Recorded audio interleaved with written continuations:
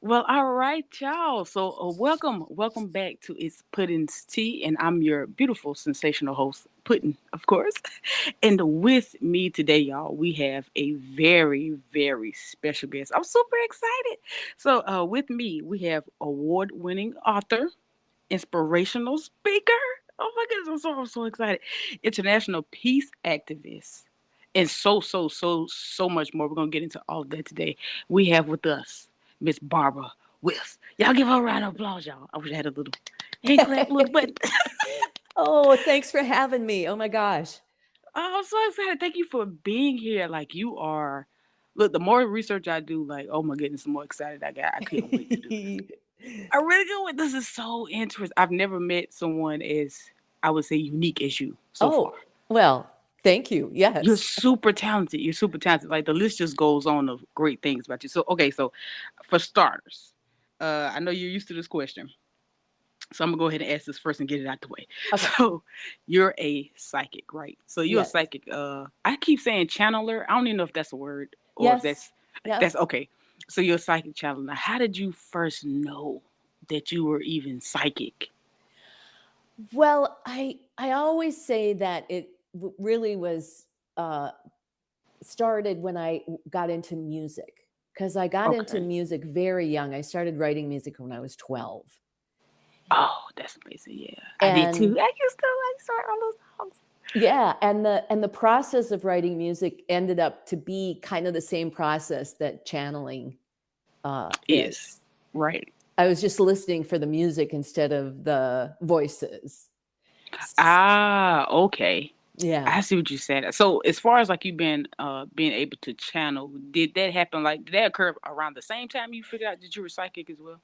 No, actually, I had so many songs. I got out of high school and I just went right on the road. I had two sets of original music and all I Mm. ever wanted to be was this rock star. And so for about 20 years, the first 20 years of my life, I was a professional musician and that's all I did. Oh wow. Now that is awesome. That is amazing. So pretty much you already had your gifts. You already knew since you were a child that you had them. You just didn't know like what label to put on them yet. Well, yeah, and the music was it was really exciting and it was hard in many ways and just magnificent in other ways. And Hmm. I at one point, it was probably about 18 years into it, I had to come in off the road because I was just exhausted. And Right. that's really when I started to channel. I Mm. started with this spontaneous automatic writing while I was writing a letter Hmm. and my hands just kind of something took over my hands and all this Right. beautiful information started flowing out of me and it was really about reframing my life in much more loving Hmm. self-loving ways because I was at that time I was a drug addict and I Hmm. just wasn't in very good shape and so it was really the beginning of these voices who when I asked who are you as I was typing all Hmm. they said was you can call us sound. Oh my goodness. And I That thought, makes a lot of sense. That right, makes a that's lot what of I sense. thought. I've been working with sound. And so, okay. And that's what started me becoming a professional psychic reader for people.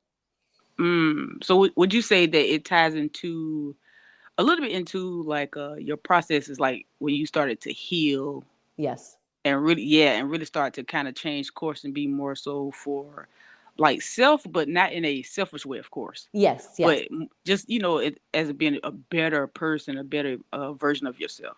Yes. And more loving of myself because that's been a long journey of learning how to love myself. And that was kind of the Right. beginning of it. I really understand it because it's like I don't know, it's just push that you get to realize that things are going the way they're going because deep down inside it's you. Like whatever's going on, you Exactly. realize like it's me. I need to take a break. I need to take a pause here and stop trying to fix everything on the outside and start going on the inside. Exactly. Exactly. Okay. And so would you say that's pretty much okay? So that led you to now. I'm using the phrase metaphysics, but I'm not too sure what metaphysics actually is per se? Well, and that's a good question because I always thought metaphysics was kind of the woo-woo stuff we do, Yeah. right? But what I learned was, and this was a little later when I had published my third book, which was called Mm-hmm. Imagining Einstein: Essays on M Theory, World Peace, and the Science of Compassion.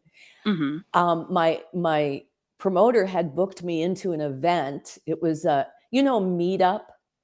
Meetup is it's an Uh online platform that you hook up with people, but you actually meet in person. oh, is it something similar to like LinkedIn It's not. It's actually or meant more of a physical? it's meant to have actual physical events. So people Oh. in towns start up their meetup group, and then they actually meet in person. Oh, that is so cool. So it's pretty much like a meet of the minds. You might as well And the say like bodies. right. It's more than virtual. So they Right. had booked me into what was called a metaphysical meetup in Philadelphia, and Oh. I thought it was going to be woo woo, like we're talking about Yeah. angels and channeling. No, metaphysics is really a science. It's about Okay. science. And so at this metaphysical meetup, there were amateur physicists and amateur chemists, Oh, wow. and they were all talking about the latest stuff from the physics journals and the science Uh-huh. journals, and I was kind of mortified. Right.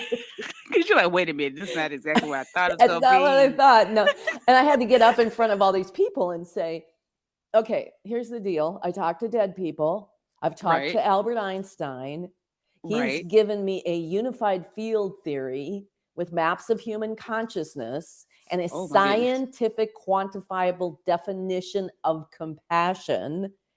So Oh, oh, I okay, am okay. not here to convince you that it's Albert Einstein, but I would like to know what you think of this because Right. I had never presented in front of, amateur physicists or chemists. Because it seems like to a certain extent, I think certain people can tie them together like in their own particular way. But for the most part, like when you see I would say like a public image of it, like when you go on the internet, you don't really see the two tying into each other Yeah, because they're usually separate. Like you see one talking about science and what's on paper, and what they put, whatever research they're doing, but they don't usually mesh. Like you usually have to dig a whole lot deeper to try to find something that ties into each other because it all goes exactly. hand in hand. Yes, So exactly. so when you see it in person, it'll kind of like I think it'll throw you off because the one thing I know I don't want to go anywhere and it turn into a debate. I'm not here to debate with Right, anybody exactly. because I Yeah. don't have to prove anything. You know what I mean? Yeah, I really didn't want to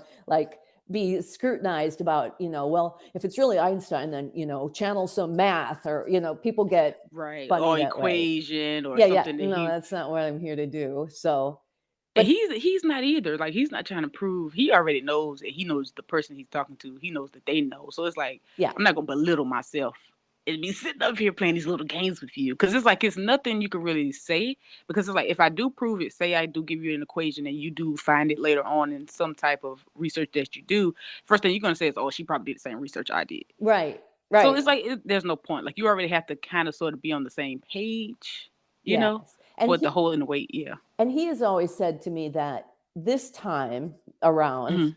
he's not here to do the science and the math. He's here I to don't do blame the him. human relationships and the inner peace Okay. work.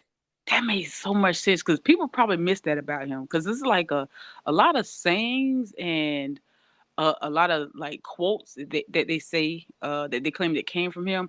It seemed like more than science to me. That's why I always liked like Albert Einstein Yeah. because even as a child he was I'm not too sure how true it is, of course, but they say that he was told that he wasn't that smart, and Right. that he was this, that, and the third. So it really always seemed like he came from a different place. Like, don't just take the formula part of it. Don't just take, the research part of it and the numbers and things. Like he really actually was putting out messages that covered more than that. It was more than just math. Yeah, absolutely. He was a great peace activist. So how did you know though, like that you knew? Did it come from more like having a feeling, or you just knew, like you were just sure, or did it take some time for you to be sure? Well, it was a very clear path that happened. So Mm. basically, in 1993, I started to channel groups. So me and my two friends, Teresa and Mhm. Kim, we call ourselves the psychic sorority. Okay, got you, And got you. we started to organize groups in our living rooms, and I would channel because I wanted to know what would these voices say, what would these Hmm. sound. Is right. I was like an antenna. That's how I felt Right, about it. right. And when I did one of the groups with the girls, they asked, "Who are you?" And the answer was, "You can call us angels." Okay, And that was way different. That was like suddenly there was some other entity outside me. right.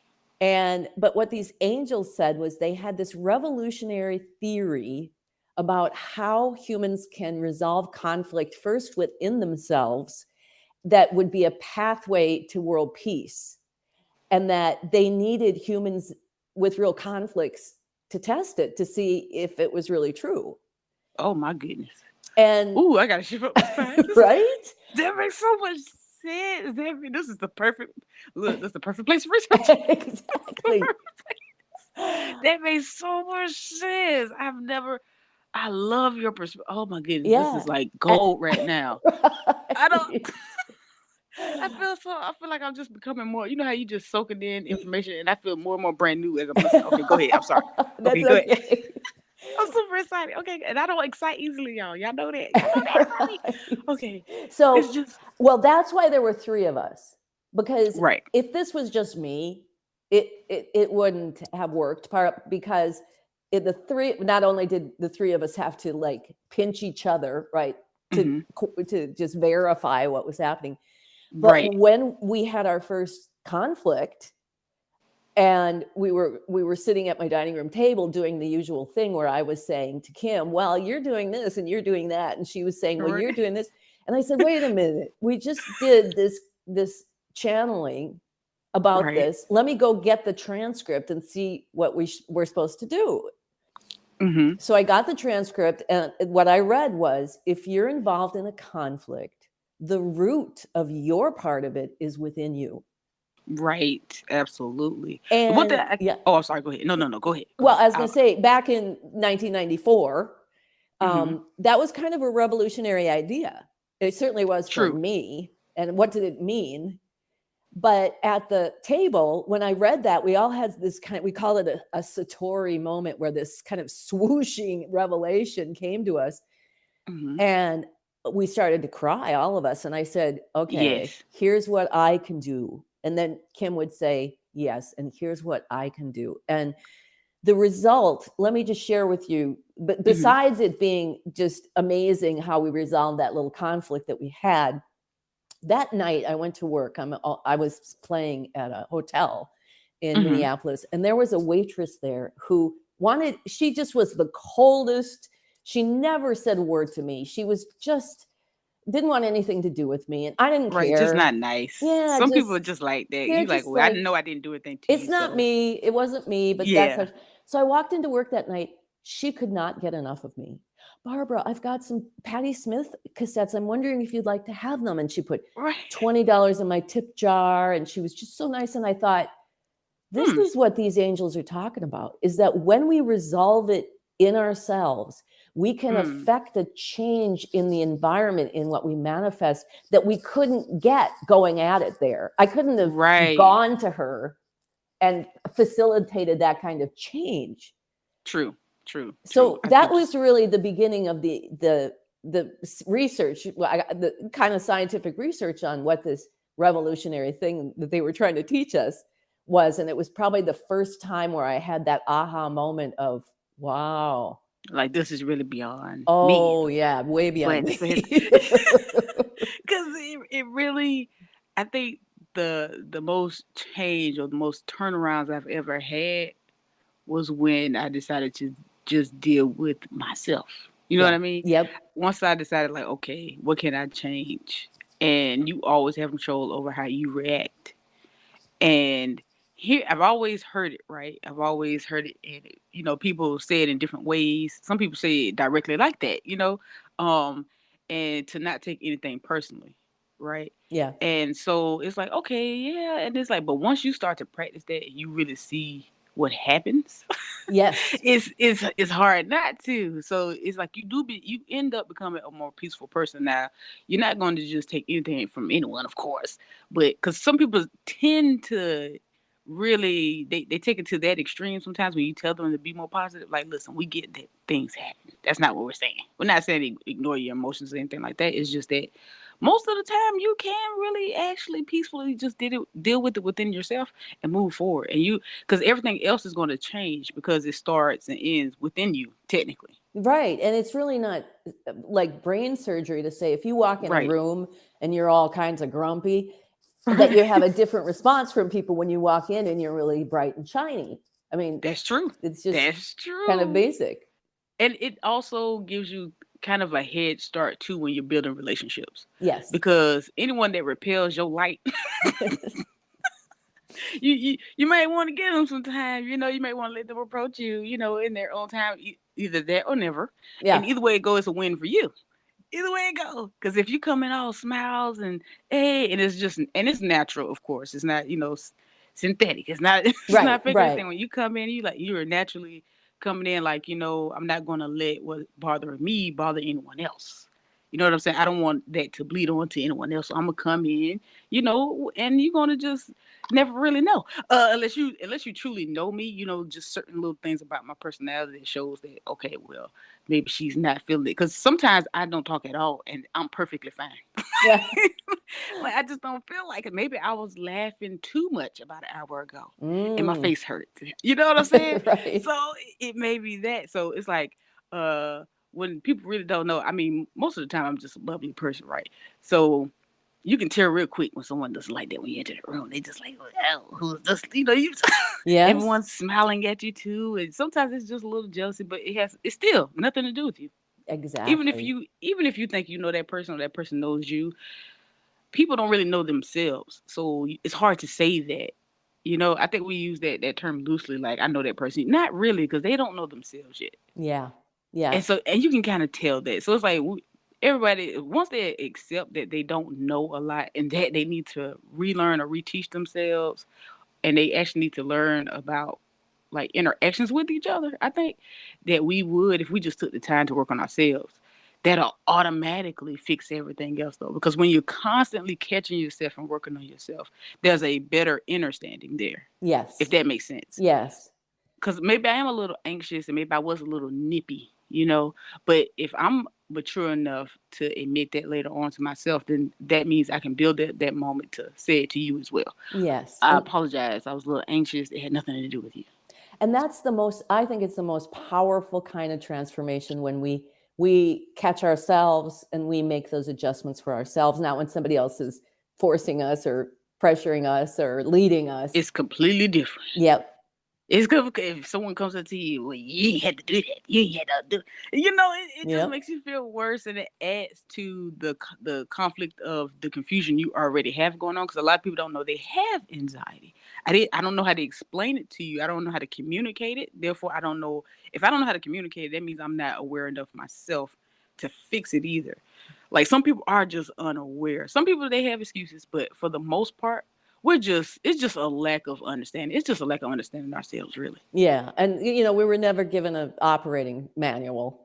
Right. We were taught one way and it was passed down for so long. And so now it's just time for change and we're getting there. We really are getting there because I know, like I said, for me, in the 90s, I was a baby. I was little. Hmm.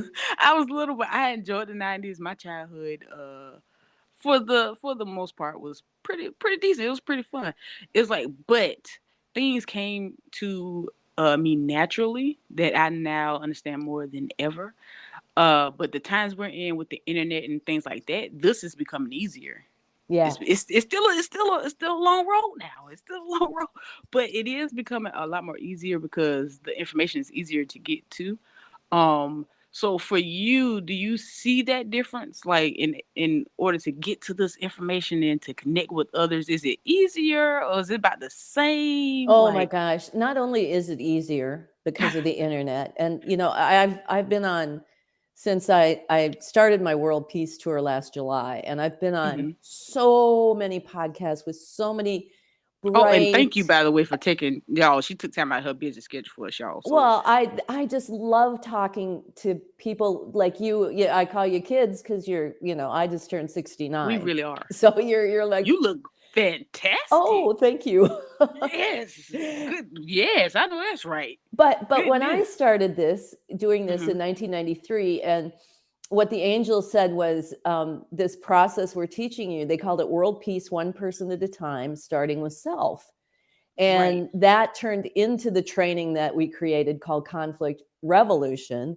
And so in the 90s, when you were just a little kid, Right. the world was a pretty cool place. The economy was good. There wasn't, we weren't on the verge of World War III, and people thought world peace was a nice idea. And, Right. yeah, Right. that kind of, didn't, they weren't all, I don't think, that motivated to want to go inside and do this hard work. But Right. now I'm telling you, they want to talk about it. They want to know it. Yes, they And tired. people They are like tired. you get the general principles already. I don't have to explain them to you. Right. You're there, and so many people are. It's really encouraging to see that. I love it. I love it. Love it. Love it. Because it's like when I see, and I just be wondering sometimes, like if people see the same thing. Because sometimes I see clips from VHS, right? When people would have meetings and have these discussions, and I'm like, they was doing that back then. Like I didn't even know. Because mind you, when I first really started to do research, it first started from I had a past relationship, right? My ex, he introduced me just simple one little conversation we had about law of attraction, and Ah, that just spin-tailed into going down so many rabbit holes and things like that and yeah. research. I would have never thought. At first it was just, oh, the government's trying to trick us, you know what I'm saying? Right.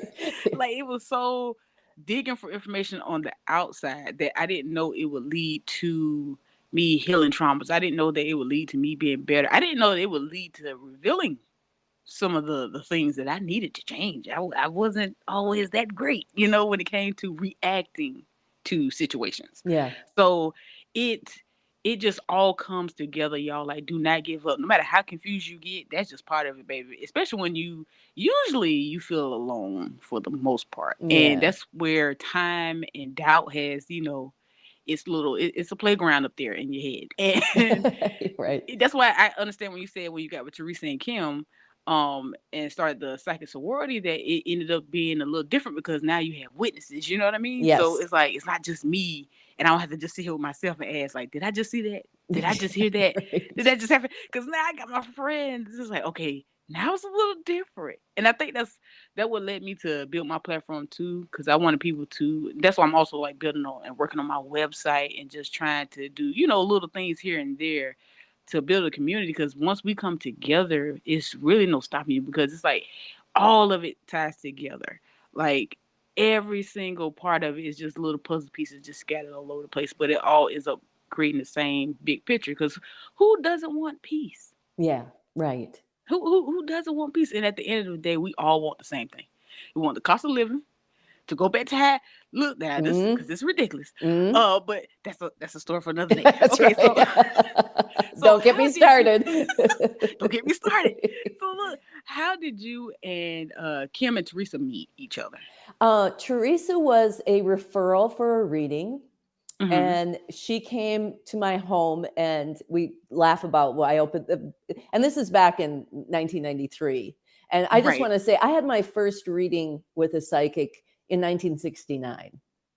Oh And wow. I was in high school, That's and nice though. that we had no recording devices whatsoever. I mean, Right. this is like Right. the dark ages compared to what we have now. We have Zoom where you can get lipstick, right? You can program Right. lipstick. So You can try different colors. she came to my door, and I just happened to Hmm. have on a t-shirt that I got in North Carolina, Hmm. and she was from North Carolina. So I opened the door, and here was this absolutely gorgeous woman, and I Hmm. kind of took a breath, like I Right. recognized her, and she saw the t-shirt and she took a breath.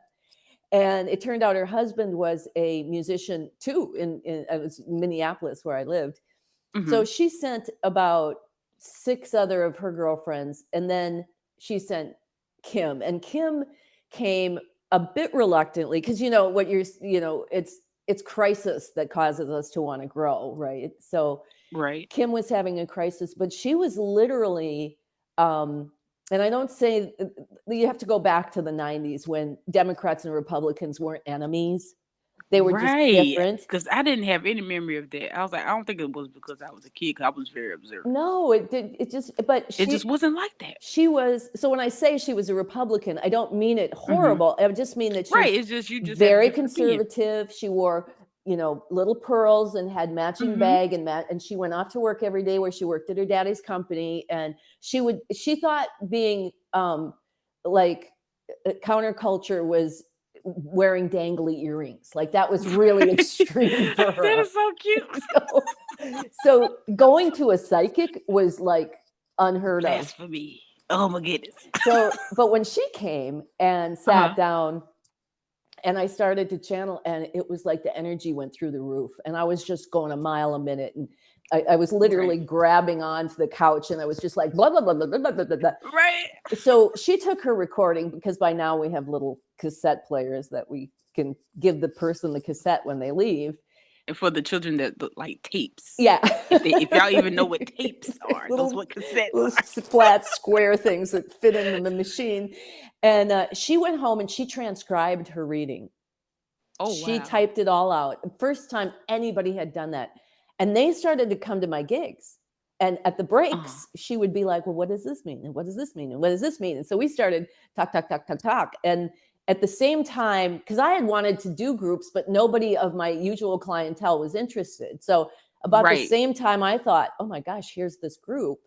They were getting together saying, hey, maybe Barb would come and like have some wine with all of us, because we're all so hungry to talk about this information.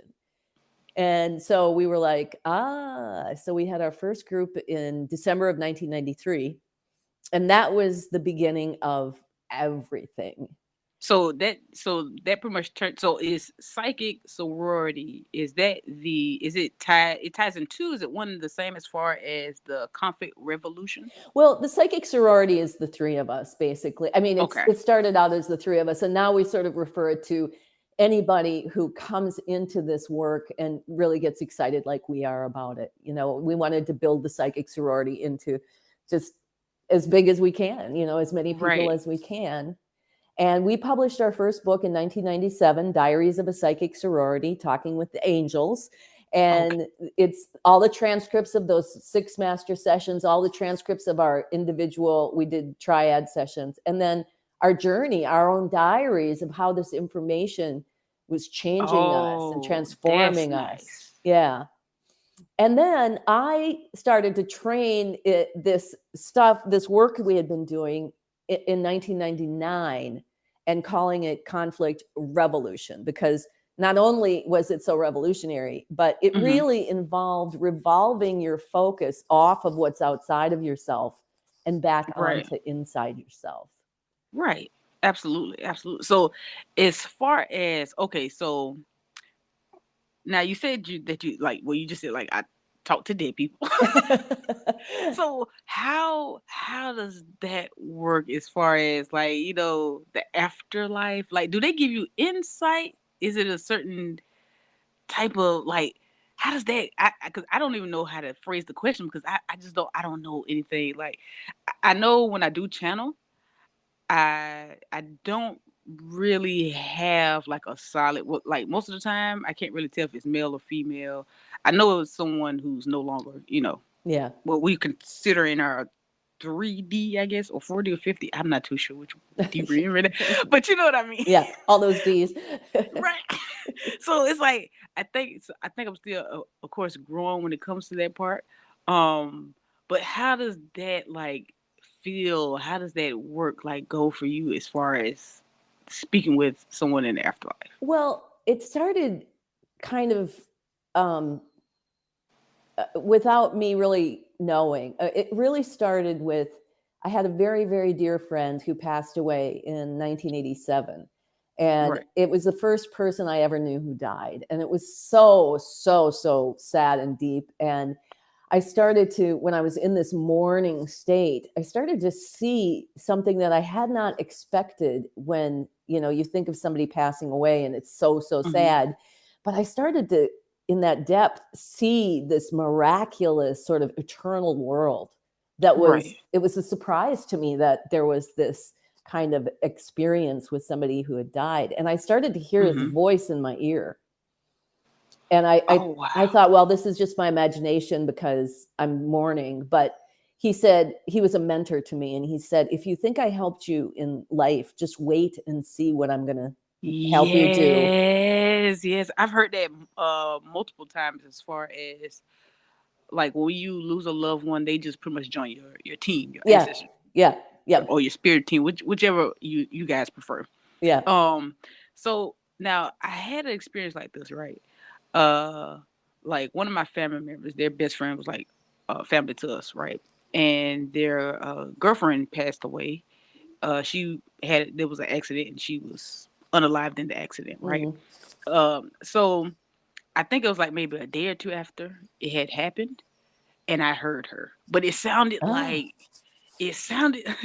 like because I was in my room, so it sounded like she was in the vent in a sense. Mm. Cause it was like above me and to the side. It was Yeah. like she gave me like that one message. She said that one little sentence, and then she was out. You know what I'm saying? Yeah. So it was. I remember writing it down because I didn't know whether to say anything. But it's like her mom and her family, like they're believers too, so they weren't uncomfortable with it. So I told her boyfriend at the time. I had told him about it, and he was like, "Yeah." He said, "I can believe it because I don't want to get too into details. 'Cause I'm not too sure what they'll be okay with." But the message she gave me when I told them, sometimes you get the message and it makes a little bit of sense to you because of the information you have, but they had more information, so it made more sense to them when I said what she said to me. And that's how they knew for sure, like, it Right. ain't just you. You wasn't just hearing something because like there's no way because we didn't talk about any of that or say anything to you that would even make you make something like that up. Yeah. So that was my first and only experience I could say where I heard it loud and clear. Any other time when I'm channeling, it just comes out and it's more so of a feeling and just me not doubting myself. But that had to be the clearest interaction I've had with someone who I know was like no longer here. Well, and after that, especially when I started working with the girls, is when Mm-hmm. I started to have the experience was started with um, Teresa's mother who had passed away, Mm. and she was talking. And we were all sitting there talking, and the best I can describe it, it's sort of like this swooshy feeling. Yeah, like And then it's not that I saw or I see the dead person in front of yeah, I never see me. anyone. It's Yeah. like I have a memory of it. It's like I can You feel see it him in kind my of mind, almost like like a a hologram. visualization. Yeah, but outside it's just the same. And so I said what I'd never seen or met her mother, and I, like you, I said what her mother told me to tell her, Right. and she was the same way, like really confirming that. And then it began to happen, like with her father. And then, Mm-hmm. but then it started to happen. I was talking to my friend, and she was telling me about her mother's having Alzheimer's, and the Mm-hmm. same swoosh. And I saw this figure. It was almost like I said she looked like Joan of Arc. She was standing there kind of with Oh this yeah. spear. And I said, when did your mother pass? And she said, my mother isn't passed. She's in a coma. Oh wow. So then we went to the nursing home, and I sat by her side, and Mm-hmm. we talked. I was channeling her, and turns out she was missing her blue blanket because she couldn't take her electric blanket in, and she was missing her hot tub.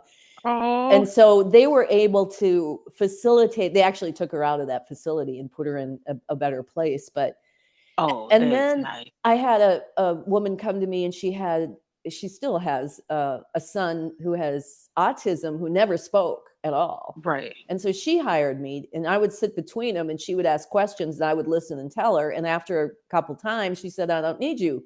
I know I can talk to him in my head. I know I've been talking to him.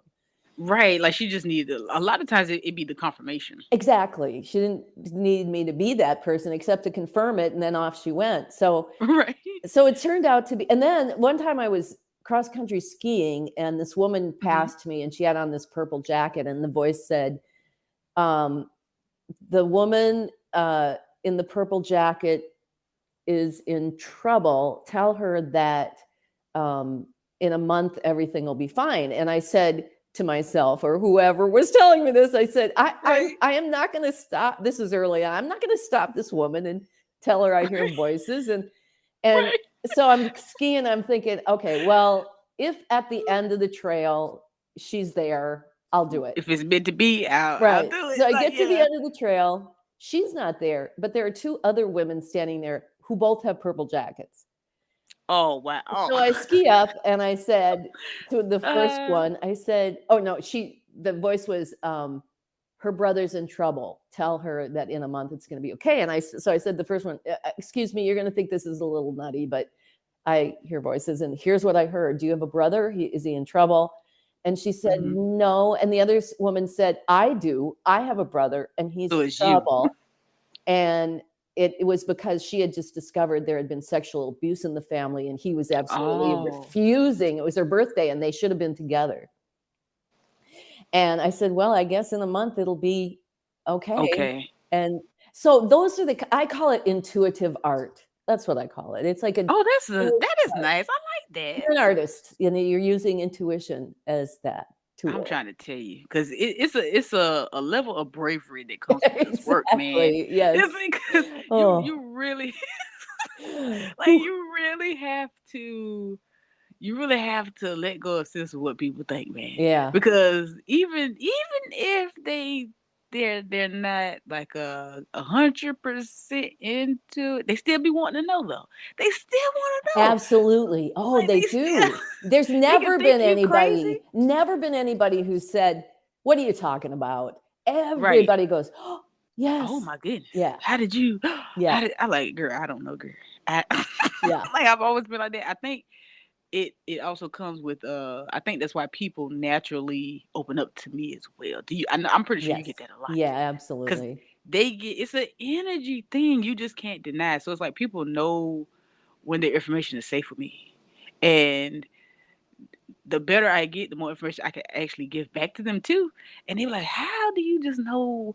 Your advice be so good." And it's like now I know better. I'm like, I can't take all the credit. I'm just a vessel. It's a mystery. It's a mystery. Before I'm like, I don't know. I'm just good. I don't know what's going on. But it's like I've always, even as a child, like I was really small, and it's people who, and don't get me wrong, they were adults, but they would just talk to me. Yeah. As a kid. Yeah. And I used to have little insights and they just like, you just so wise for your age. I'm like, thank you. I appreciate it. I'm like, but some people they look at it like, why would you have a conversation? Like she don't know. It's like they just they feel comfortable. And I got so used to it that it didn't bother me. And I really stopped noticing until someone else said something. And like I've had older friends, and they just been like, I be forgetting how old you are sometimes. Yeah. And I'm like, I got an old soul. You know how the older folks say, I got an old soul. I don't know what day. Like, but now I get it, and it's like the more you start, like I said, the more you find these like labels in a good way. The more you see that, and you get like actual names that you can put on these things, it makes it real for you, and you're like, okay. So I'm not crazy. Like it's not just me. Right. Like, I'm not so lost. I'll say that. I'm just being funny when I say crazy, because none of you are. Because there's no way. Because if that was the case, all of us are then. Yeah. Because exactly. There's too many of us for it to be. It's not just us, And it's like, how else would you have this particular connection with a complete stranger? Yeah. It's no way. It's no other way other to. I think magic is the word we use when we can't explain. Either magic or miracle, but I try to tell people all the time, like, we naturally all have this in some way, shape, or form. Absolutely. And the work that I do with Einstein, showing the map of human consciousness, shows as a part of our functioning, we have these 3 human dimensions that we work with of emotion, intuition, and intellect.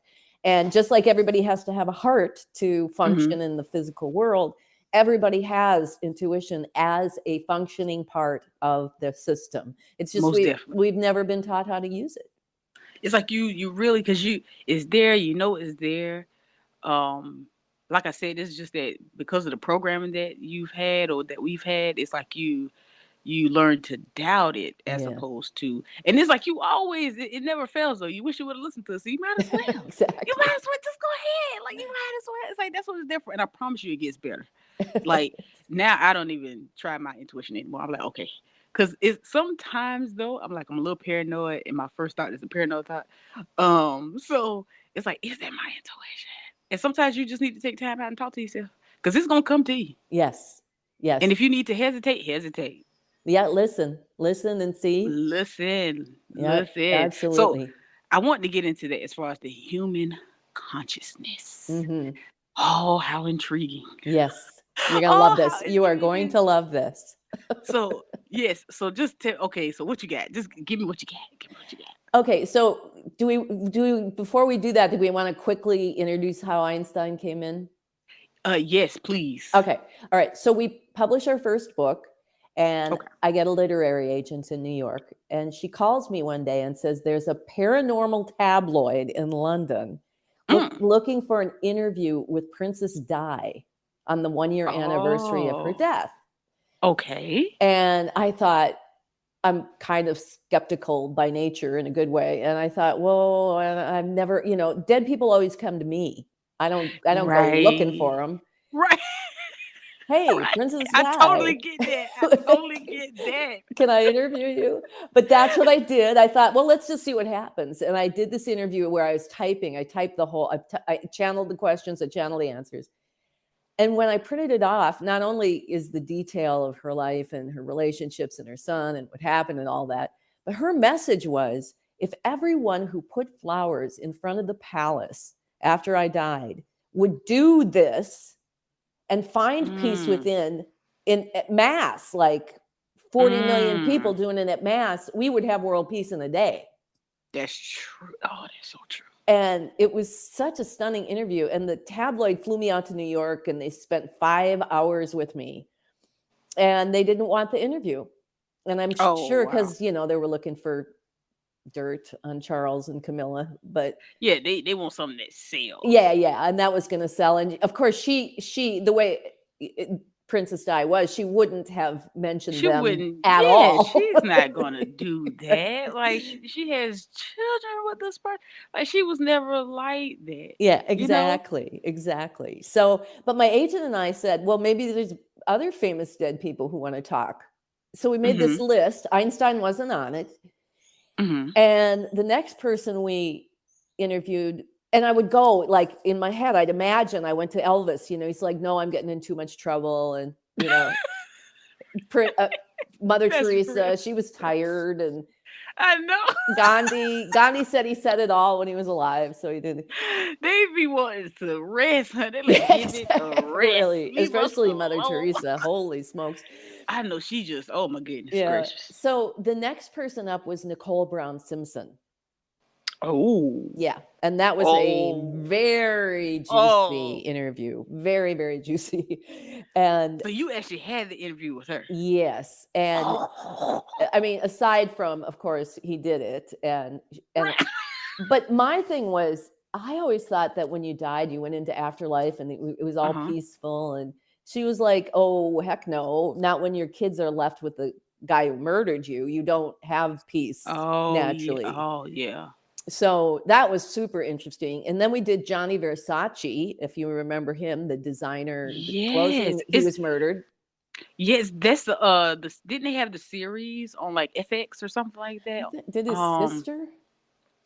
was But it maybe, was that Versace that we were watching? Because I know me and my little cousin was like obsessed with it for a little bit. The yeah, series, years the story ago. they did. Yeah. Yeah, yeah, yeah.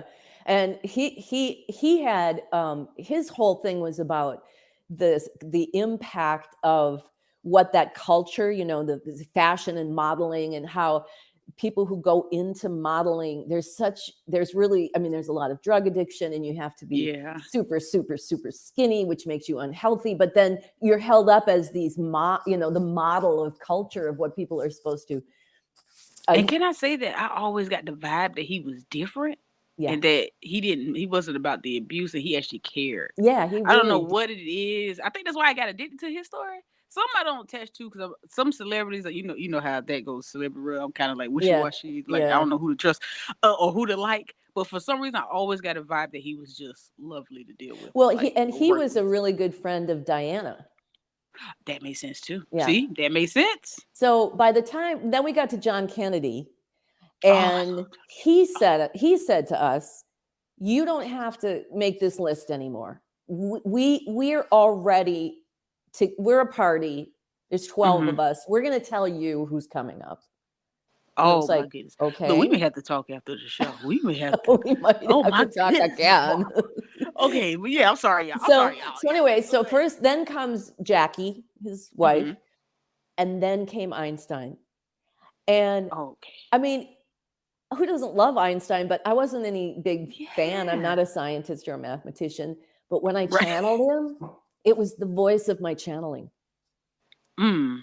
And I realized, oh my gosh, this is who I've been channeling all these years. Like this is you're very like I know I'm familiar, so this is who it's been the whole time. Yeah, and he was sound. So okay, so he's been guiding you pretty much And like well not guiding but work with you from the beginning. he was in the music I was writing. So it went my Oh whole my life. goodness. And it Do you know was how that hold on for a second, y'all. Hold on. I'm in shock a little bit because that is so important. Like that right there, that's so I can't. I'm almost speechless now. That's beautiful because that means that I mean you listen. That means we're fully connected. Like there is no separation. yeah. That means that they're fans of us too. Yep. Yep. That's deep. Yeah, it I think was that's probably the deepest thing I've heard in a long time. well, and when it happened, it took me, and you can imagine trying to accept this because to know it was absolutely true, because this was the voice that was coming out of my mouth. And the Yes. girls used to tease me because in the beginning I had this very heavy accent when I would channel, and I couldn't replicate it when I wasn't channeling. Right. And it turned out, and this was before I found Einstein, it turned out it was Yiddish. I heard this woman on TV and I thought, Mm. oh, this is my accent. Okay. So it Okay. was like, oh my gosh, Einstein. The whole time. So this became a book, Party of 12, The Afterlife Interviews. Okay. I'm gonna have to get And these books. oh, well, and we'll tell you how to get them at the end. But Yes. so then I was so enamored with the fact that Einstein had been, in my music. Then he had been sound, and then it had been angels. They were like slowly giving this to me so that I wouldn't go insane, pretty much. Right, right. So it would scare you off. And he used to say, if we just showed up and said, hi, I'm Einstein and I'm gonna, you wouldn't have been able to. I can see that because a lot of people, I think when you get to a certain point, you almost want it or ask for it, but you just you know why you don't because you know you're not ready. Yeah. Like it sounds nice, like well, like right. It sounds like where I'm at now. I'm more open to moving a little faster, but I'm in no rush to get to and well, you shouldn't be, because it's taken this long of a time for me. Yes, because this is a very nice lifetime. Yes, you've been doing this for a while. Yeah. I mean, this is oh my goodness.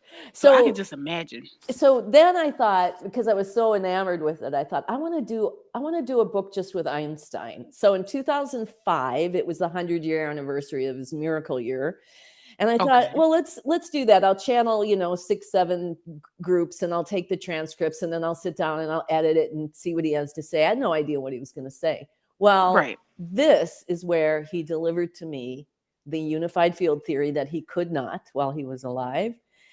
That included this map of human consciousness and this scientific, quantifiable definition of compassion with a capital C as the fifth fundamental force of the universe, as the intelligence that uses the four fundamental forces to impel the creation of the physical world and the whole universe one step at a time. And he showed me the map. He made me draw the maps of what he was talking about, the unified field.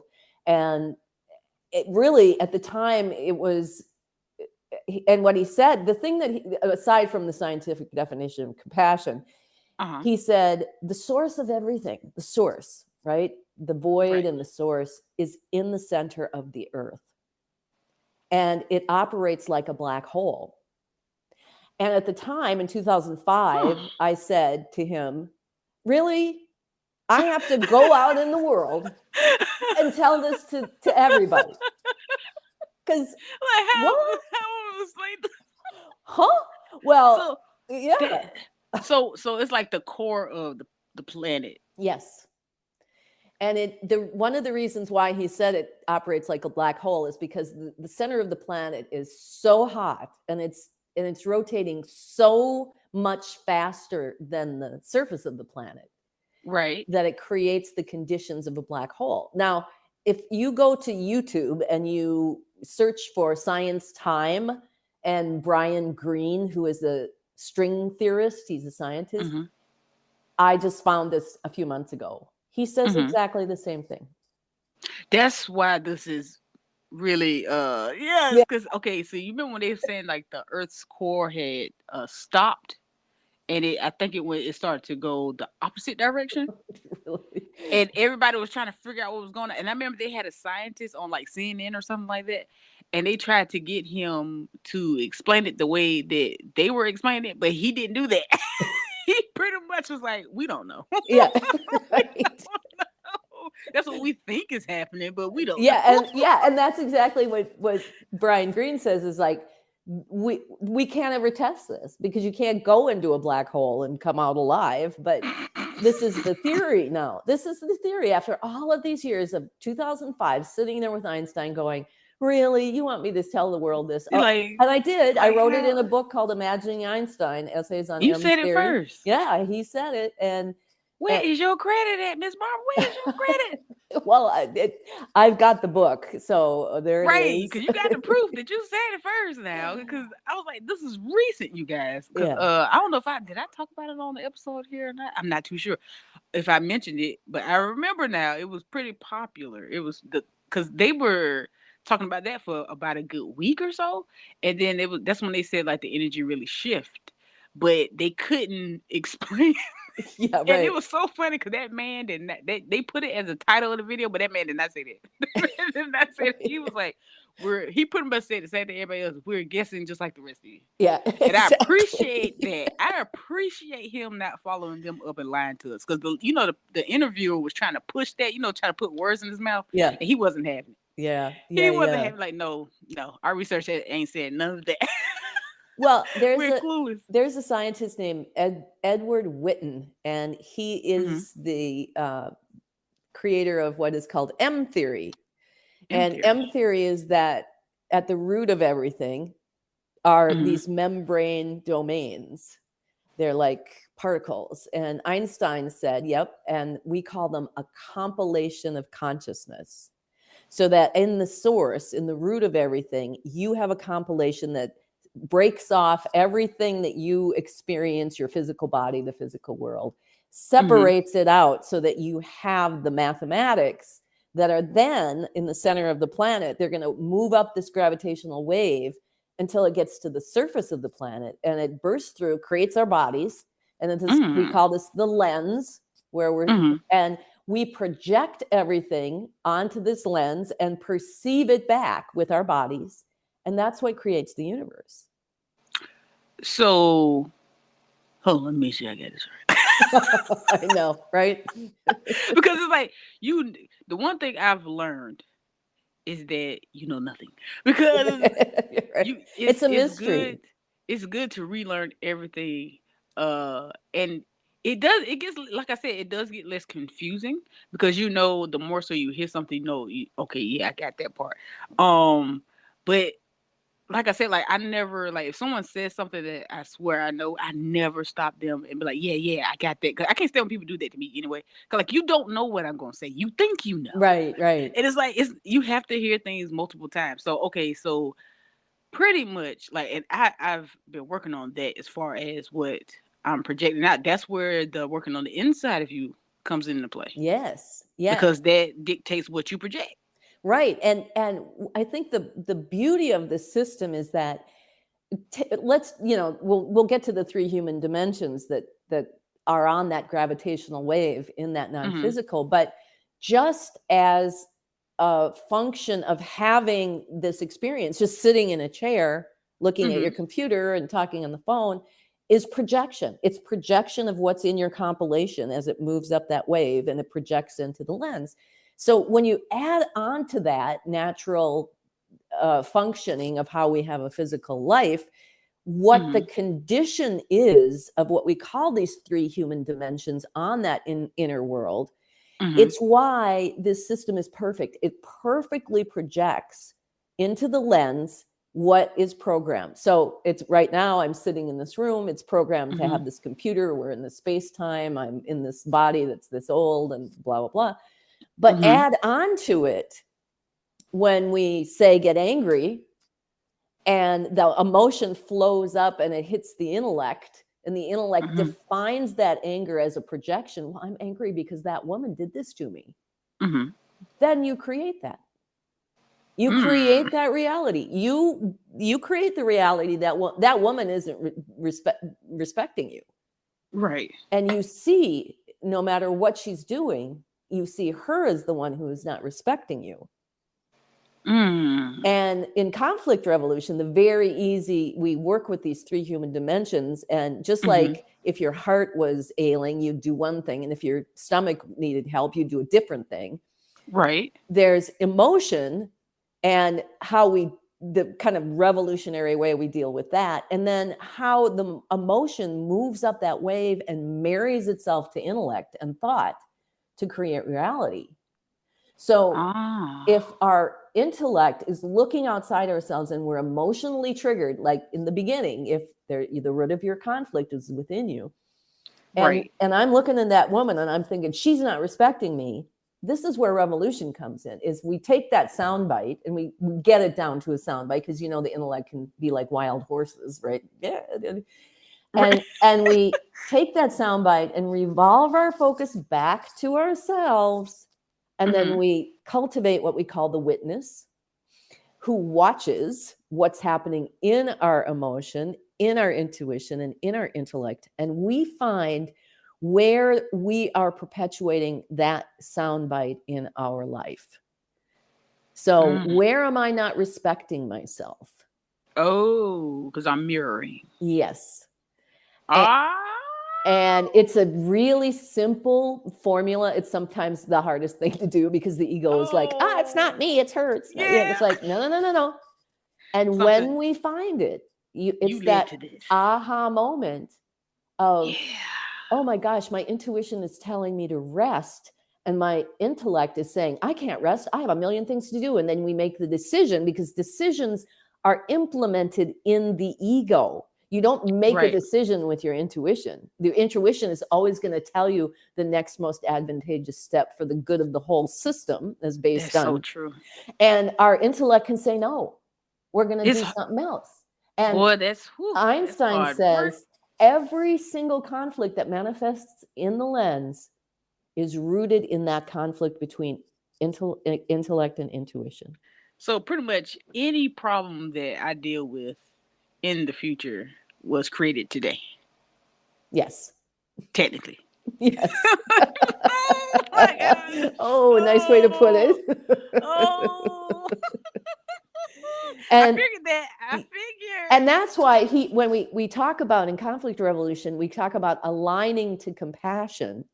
What that means is that, first of all, we want to move the whole gamut of emotion up that wave. We don't want to not feel our anger, not feel our, all the negative feelings. We want them all to move, but we feeling becomes a physical activity using our breath, not an intellectual analyzing of why do I feel mad or what's blah, blah, blah. Feeling it becomes something more present moment with our breath. And what we do is we move it and we make sure either it's being fueling thoughts like, I have this favorite phrase I use, I don't need to know why I am angry. I need to feel and breathe my anger. Oh my goodness. As opposed to, my sister is so mean to me. Right. Right? So we redirect it while we're feeling. And then intellectually, when we get triggered, because that is the sign, I'm triggered. And my recent trigger has been people who are indoctrinated by propaganda. Oof. And yeah, that's again a whole other conversation. But I just the past few weeks I've been doing my revolution, and I found the places within me that were indoctrinated. And it didn't have to do with that particular, like a political thing or a world thing. It had to do with my own relationship to myself and how I wasn't letting myself feel. And yet those feelings were marrying to these really dark thoughts. Got you. And when I finally got the aha moment, then I knew what to do. I knew exactly what to do. And it really... You went to the root. I went to the root, and it was really miraculous that in a couple of days of really intense self-loving and feeling and breathing and really getting some really high quality thinking again back into my thought system, because I'd forgotten that I have this incredible power of manifestation. And I was like, oh, I'm not going to have this and I'm not going to have that, and the world's going to come to an end and it's going to be this and that. It's like, no. And it really, I bounced back very quickly. And so yeah, it's a really miraculous process. It's simple to understand once you see the pieces of it. You just got to practice. That's it. Oh man, it kind of sucks, right? It kind of sucks really bad sometimes. Because it's like, okay, so pretty much anybody, like, doesn't matter who they are, anyone who triggers me, I have to just go back within me and just figure out what it truly is that's actually happening within myself. Yeah, because somebody can say something and you can get super triggered, and somebody can be standing next to you and they don't get triggered because it's not their thing. They're not, it's not their mirror. So the key is to use that powerful intellect to really evaluate what that person said or did that you think caused you to feel this way or whatever, and then take that inward to observe where you're doing it yourself. And it's an art. It isn't just a cut and dry thing. It's really not. It's really not. Yeah. Because it's accountability, even if it's not on the other end. You have to really come to the realization that it doesn't matter. Yeah. Yeah. And that the only way to solve it is within you, because technically that person really can jump through hoops and all this other great stuff of blah, blah, blah. But it's like, it'll never stop you from being triggered. Actually, it'll always show through with someone else, because, it's like, okay, well, you can find a way, you can run your way around it for a little bit, but it's going to always manifest itself if it's there. Yeah. Now I had a conflict once. I was working at this place, and there was this marketing manager. I was the executive assistant, and she was always giving me her work to do, and then I would do it for her because I was an overachiever, and then she'd criticize me. Yeah, and it took me like 2 weeks of driving back and forth from work, and I finally got the sound bite. Okay, she makes me do her work, and then she criticizes me. Where do I do that? Where do I do that? I don't do that. I'm not that kind of person, blah, blah, blah, blah, blah. And finally I called Teresa and I said, help me out here. Here's my sound bite. What do you think it is? And just like that, she said, you were going through some troubles with your husband, and I had separated from him for a little while. And all I did was say he didn't support me. And yet he was paying the bills. He was taking care of the house. He was doing everything while I was separated from him, complaining that he didn't support me, that he criticized me. I make him do my work, and then I was criticizing him. And when I had that aha moment, I went right to him and we had a long, profound talk and we healed that part of it. And the next day, the marketing manager was fired. Mm. Oh my goodness. So if that's any kind of inspiration to do that hard work, Right, that's really right. what it is. Like I think a lot of times maybe that's where I kind of mess up at is the avoidance Yeah. because I will avoid Mm-hmm. because but the thing is it goes back to the beginning. It goes back to me like I won't have to avoid if I just deal with it correctly, Yes. breathe through it and Yep. face it so Take you can just let it responsibility for the thinking, so you can get rid of it. I just wanted to go now. transform it, and and Right. it's not going anywhere, so you can avoid it, but it's Yeah. going to be on that way, whatever that, It's gonna still be it's there. going to be on that wave, and it's going to manifest in the lens, and Cause until you deal with it. Cause I know for a fact I dated the same guy for years. I think I dated the same person Yes, since I started dating. in a And different body. yes, and I was like, you know what? I had to just have a conversation with my ancestors and my spirit team. I got all this together. I'm like, you know what? I get it now. Y'all loud and clear because he kept getting worse. I was like, ain't no way I keep putting myself through this. And before I knew it, I was single, very single, very, very, very single. And you can do it, you guys, because listen, being by yourself is just better sometimes. Okay, Yeah, like if being with the person you're with is not better, then you might as well. Don't try to avoid the whole I'm lonely. Look, let it go. yeah, Let that go. You might as well be alone. Oh my goodness. So yeah, so it's like you can't avoid but so long. Because you can't avoid yourself. It's like avoiding yourself. yeah, exactly. You're always and forever gonna be around yourself. So you might as well go ahead and just let it go. Face it then and just let it go. If you Yeah, don't want to deal with it, just deal with it then. Nip it in the bud. and But oh, I'm sorry, I go ahead. my husband and I eventually divorced, but Mm-hmm. because I had conflict revolution, I Mm-hmm. made the decision that I wasn't gonna leave the relationship and hop into something else because I would have just been getting with the same situation until Right. I did it. And I was so committed to it that after took me about 4 years to get through this. It was a very terrible time for me. And yet it was an Yeah. exciting time because my career was taking off. I was traveling the world, teaching and training and channeling. Right.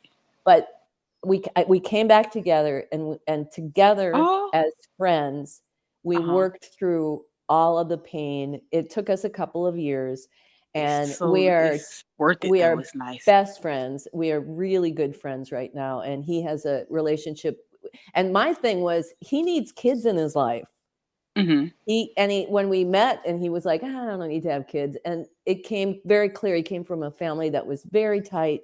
And so now he has a partner who even looks like him, but she's got two girls Right. from her marriage, and it's just so beautiful. It's just a beautiful Right. thing. That's So so we can nice. heal. We can Yeah, that's heal. true. I think that it's a blessing when you can have closure too. Because my Yes. ex, we haven't been together. I've been single 5 years now, and I can honestly tell you, I feel the best I've ever felt in my life. Uh, but I was blessed with closure, and me and him, same thing. Like we were friends. We're still kind of sort of friends now. We're kosher. But it took us years of having honest communication. Yes. Like we Yes. couldn't. That's the one thing I would tell people. Like if someone's open to it, you also have to be mature adult about it too. You can't get upset about the answer that you get, okay? Because if that's the case, then you just don't need it or you don't want it. Like I don't know what to tell you. It's on you. But I was open to it, and so were they. And so it took us a while because you can't just get all that out in one conversation. You Right. can't just write a list of Exactly. questions down because you really do. When you get that truth, honey, you need to take it in and you need to feel it and you need to process it. You can't just have that one conversation. Well, it depends on how long you've been together and what mistakes was made, but we weren't even together that long. And it was a lot that was done. So yes, it did take us a few conversations, and it took a few like, okay, I don't think I need to hear no more right now. Like you You just can got to take so be. much. You want it so bad. You want to know so bad. But sometimes that curiosity, you need to take your time with it, depending on the situation. So Yeah. yeah, we took our time. We remained friends. We respected each other, and we were both open and honest about how we felt, and it did trump it up to just being a misunderstanding and not communicating well. But I say that to say this now. Sometimes you can't hear from that, and things work out a second time or a third time or however times, whatever. Sometimes you don't, you're just not meant to be with that energy Yeah, whatsoever. You're meant to learn from it and learn about yourself so you know what not to manifest. exactly. And I you had to know, learn what I didn't need. and he then, because my ex-husband learned, and he was then able to manifest that woman Someone, that he yeah, said, Barb, I don't mean this ugly about you, but nobody has ever gotten me like she does. And it's like, that's what I right. wanted for you. Yes, it's like that's fair, you know, because every to each his own. It doesn't necessarily mean that that the person didn't care or that this that third. It's just that, the compatibility. Yeah. And it's like they do serve a purpose. And I think some of us we get comfortable and we just don't want to let go. That's just all it is. Because if you're with that person, right, and you knew for a fact the person that was for you was going to just come the minute you drop that person, then you would. Then you would. So Yeah. you can't say, "Oh, it's because I love." No, it's because how it feels right now, Yeah. and it's an idea that you fell in love with. That's all that was. Because if the person you truly like was supposed to end up with, some people just it's just where I think the times that we're in now especially proves that people are just in a rush to do everything. Yeah. I want to hurry and rush and grow up. I want to hurry and rush and graduate. I want to rush and get into this career. I want to rush and get to the money. I want to rush and get all the things. You'll never just get all the things you want, bro. You're gonna always desire something. That's just natural. You eat. If you eat every day, you're gonna always desire food. Like it's just something. And if you have to pay for it, you're gonna always desire money. So you're gonna always have wants and you're gonna always have needs. But you just need to take your time. You don't have to have everything at a certain particular time. You don't have to have children at a certain age. You don't have to be married or in a relationship at a certain age. It's okay. Like Yeah. it's slow it down a little bit. Everybody's just rushing and moving very fast. I can't wait till I'm 21 so I can drink and I can do this and I can party and I can do just trust me. It ain't going nowhere. Right. I remember. Like it hasn't changed. It has not. That's what I try my best to tell people younger than me. I know it's kind of hard for them because I know I didn't really get it either. Like the things my grandmother told me, she was Right. so right. She was so Exactly. right, and I just did not get it. And the thing is, you weren't meant to because you still have to make certain decisions, and you do have to follow your path. Because if you live a life where you do listen to everything, no matter how much someone means you well, that's not for you sometimes though. Yeah. It's not from so no one can protect you from everything. You have people that for the most part you have like what I would call like a vanilla life, like their life they just went on and it's been cool, you know. And I don't hate on that at all. Like you who knows what you went through in the past life to deserve this one. So by Right. all means, do your thing. But some people you just have to really just take your time. You can't look at the person next to you. You don't know what they dealt with. You don't know in this life, and you don't know what happened. It's not for you to know anyway. It's none of your business. Yeah. But you got to stay in your lane, though. You really have to do your own thing. And I mean, before we go, I just want. Oh my goodness, you you are so awesome. Like Oh, I the just love I this. am. I Oh love my god, this and I'm so talking to glad. you and I'm so glad the universe aligned us because this was a surprise to me, y'all. I was so shocked. I appreciate you for being here, and I just appreciate you, supporting the little guy, like for well, and real. hopefully this is a beginning of our relationship because I just feel Yes. so connected to you and I feel like and I've been doing all these podcasts with these incredible younger people who are Hmm. just got it. You get it. You're there, and I can gift my wisdom for what it's worth. Like you could be And appreciated, like you yeah, should be. Your yes, wisdom should be appreciated. as These the elder, kids, yes, I love it. Listen. It's nothing like it because I feel like we have severed ties with our elders, and I think that's intentional for certain reasons yeah, that I can't explain. Or I could kind of get into it now, but no. But that, people call it conspiracy. I'm fine with that. You can call it what you right. want. I know. I know what I know. Uh, Well, and I'll I come know I be talk having good anytime. guesses. I'll come talk to you anytime. Yes, we most definitely got to get you to come back Yes, because it's just One episode is just not enough. Yeah, we could go on and on. I mean, I could talk to you all day. So I'm trying to tell. Oh my goodness! I hope I don't aggravate you. no, I hope I don't no. aggravate you. You remind me of at the end of my mother's life, I installed her in her home, and I found two.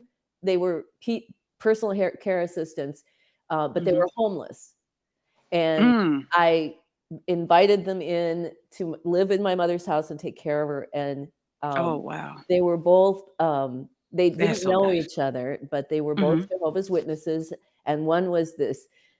Still one of my dearest friends. She was from Jamaica. She was in her 70s, and they became my mother's best friends. And she used to call it. She's like, "They are my sisters," and I was like, "Mom, if they're your sisters, then they're my aunts." And that, but they were black, and she just like, "These are my sisters," and I was like, "Oh my God!"